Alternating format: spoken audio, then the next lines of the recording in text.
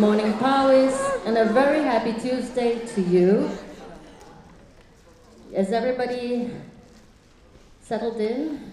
Right, today we have something quite special for you. 3 of our Arts Academy students will be presenting to you some pieces. They are not new pieces, these are quite old. Some of them are from 200 years ago, some of them are from 100 years ago. And very often we come to concerts and we listen to music, and all we have to go on is our emotions. You just have an emotional reaction to the music and you're like, yep, I like it, or no, I don't like it. So from this point onwards, we are going to talk a little bit about the music that you're going to listen to, so that you have a better understanding of what to listen for and how it is relevant. Some of these pieces are relevant to you socially, some of these pieces are relevant to you emotionally, or sometimes even intellectually. So please give it up. We have 3 people, and we will start with Leah Tan. Please give it up for Leah Tan.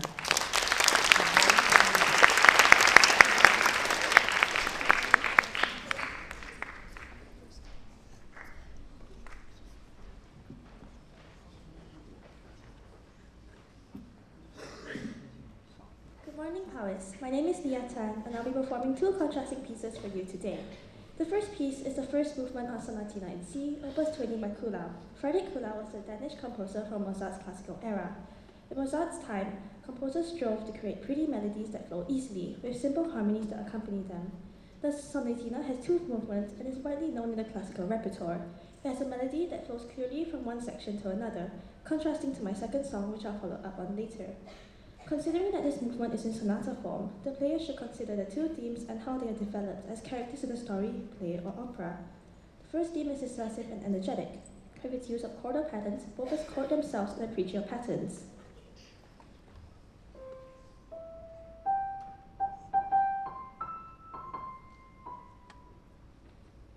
Listen to the left hand. Kuhlau uses a technique called aberti bass. You can hear the alternating notes running the pattern.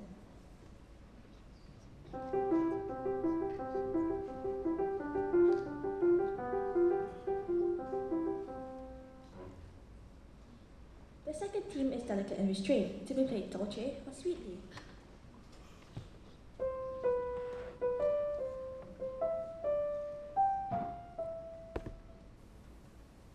In addition to this, the player should also consider the themes as different instruments of the orchestra being played. Kuhlau is renowned for his compositions for the flute. Perhaps the second theme is the flute being played.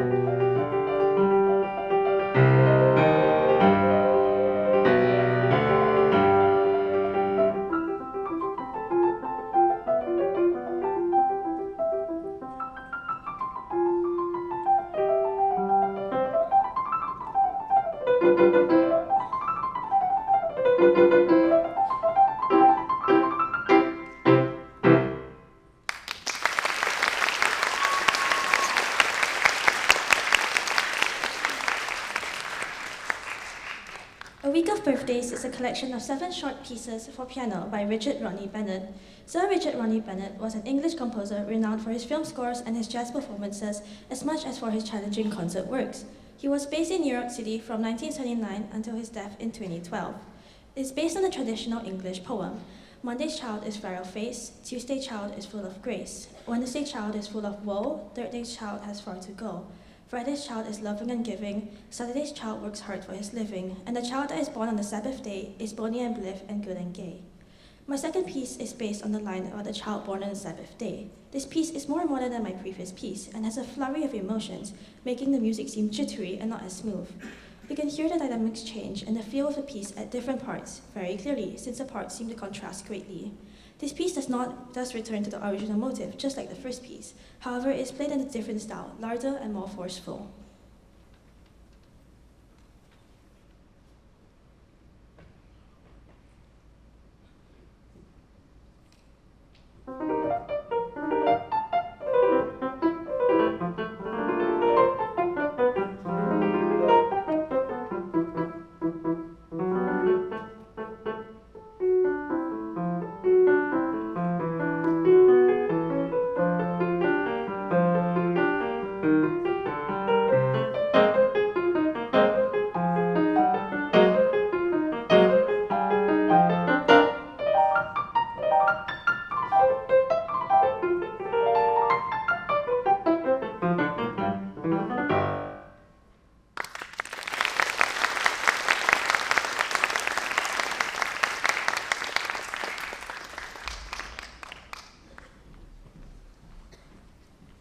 Thank you for that, Leah.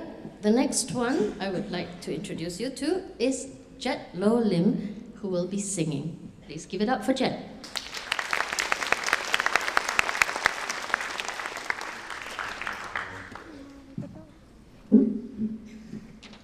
Feed the Birds is a song written by the Shellman brothers, Richard and Robert, and featured in the 1964 stop-motion picture Mary Poppins.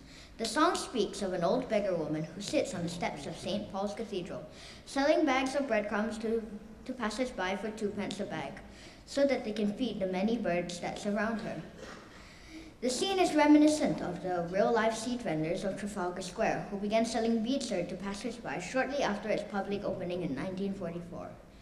In the book, Mary Poppins, a magical nanny, accompanies the children on their way to tea with their father, to give money to the bird woman to feed the birds. In the movie, on their way to the bank, the father discourages their children from feeding the birds, and we realize that this song was a metaphor for why Mary came, to teach the children and Mr. Banks the value of charity. The song was regarded as one of Walt Disney's favorite songs, but now there's little debate on whether you should feed wild birds, because the Langer Project has told us that you shouldn't. But on the other hand, birds have to feed their young in the winter. So after you listen to the song, what do you think?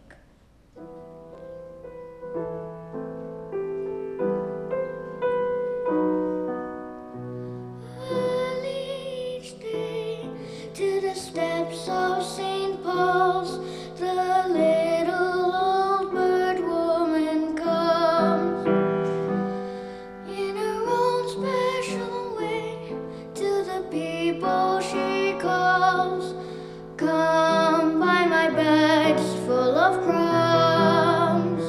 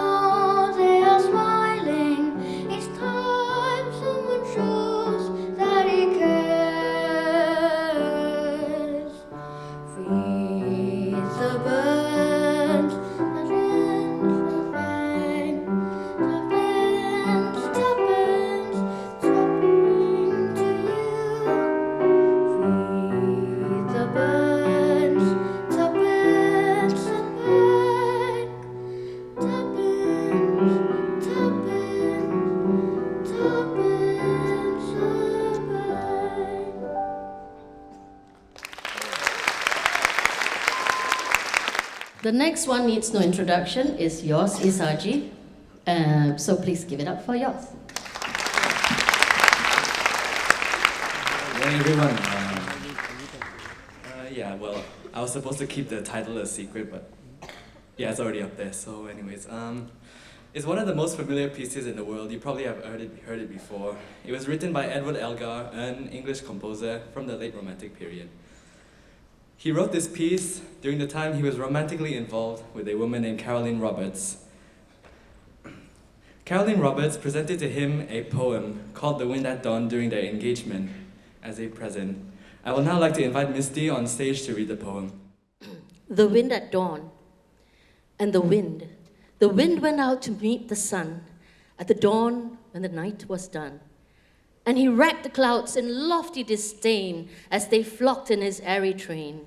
And the earth was grey, and grey was the sky in the hour when the stars must die. And the moon had fled with a sad wan light, for the sun unleapt in might and power. And the worlds woke to hail the hour, and the sea streamed red from the kiss of his brow. There was glory and light, and now to his tawny mane and tangle of flush leapt the wind with a blast and a rush. In his strength unseen, in triumph upborne, rode he out to meet the morn.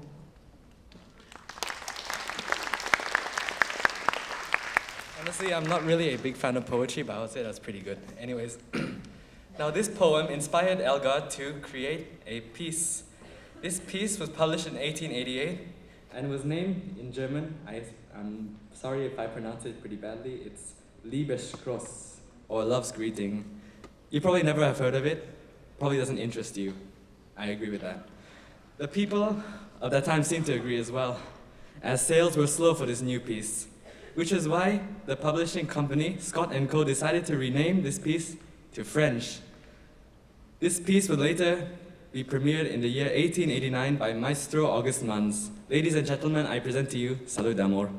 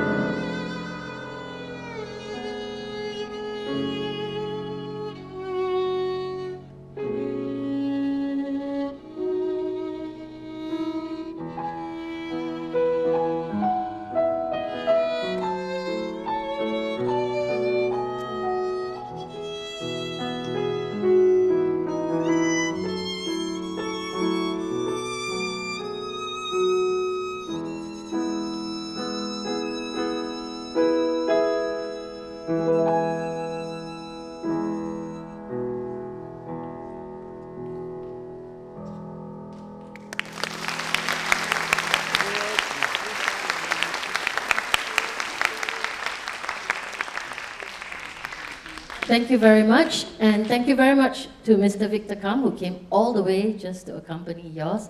Can you please give them another round of applause? I hope you enjoyed the pieces that were played today. Next week, we are going to have something a bit special. It's International Music Day that's celebrated really all around the world. And so we will be hearing music from different parts of the world. We might even be seeing some of the superstars from around the world next week. Also, after that is our Battle of the Bands, the Tuesday after that. So I hope that you come with great expectations, and we hope we will meet your expectations. Have a great Tuesday, everybody, and please leave the hall properly. Thank you.